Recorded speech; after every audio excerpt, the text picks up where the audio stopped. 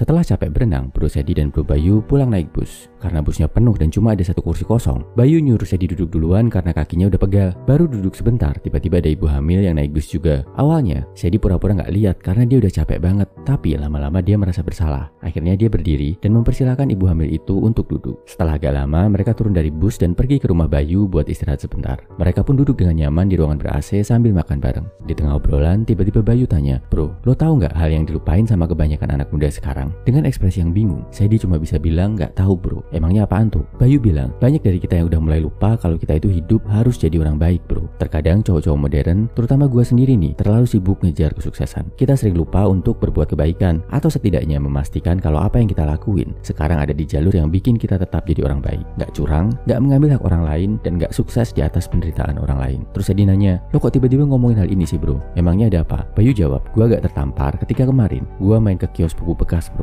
Terus gua lihat bapak penjual yang udah tua ngasih nasihat ke anaknya dalam bahasa Jawa. Le, raper lu dadi wong pinter, sing penting dadi wong apik." Sedi nanya lagi, "Itu artinya apaan bro? Gua nggak bisa bahasa Jawa soalnya." Bayu balas, "Artinya gini, nah lo nggak perlu jadi orang pintar, yang penting jadi orang yang berhati baik. Ini bukan berarti lo nggak perlu jadi orang berilmu, tapi intinya jangan sampai setelah lo punya ilmu, lo pakai ilmunya buat membodohi dan menzolimi orang lain." Jelek, masuk banget nasihat ini ke hati gua bro. Dengan jadi orang baik, yang paling ngerasain manfaatnya sebenarnya itu adalah diri kita sendiri bro. Sedi nanggapin, "Tapi bro, gue sering lihat di film kalau orang baik itu malah jadi sering dimanfaatin sama orang lain. Kasih tahu dong contoh manfaat jadi orang baik." Bayu jawab, "Banyak bro manfaatnya. Nih gue kasih contoh. Yang pertama, lo akan hidup dengan tenang dan gak dihantui rasa bersalah. Yang kedua, lo akan siap kalau sewaktu-waktu dipanggil Tuhan, karena lo yakin lo udah melakukan kebaikan di dunia ini. Yang ketiga, lo akan merasa hidup lo lebih bermakna. Lo udah menebar kebaikan dan membuat dunia jadi tempat yang lebih baik. Tadi lo udah bagus bro, udah bisa berbuat kebaikan kayak ngasih tempat duduk ke orang yang lebih membutuhkan, walaupun lo sendiri lagi capek banget. Lo tadi keren bro, walaupun itu kelihatannya simpel. Gua harap lo terus berbuat kebaikan ya bro." Sedi jadi bangga karena dipuji sama Bayu. Karena udah gak capek, akhirnya Sedi balik ke rumahnya dengan senang karena udah bisa bantu satu orang di hari itu.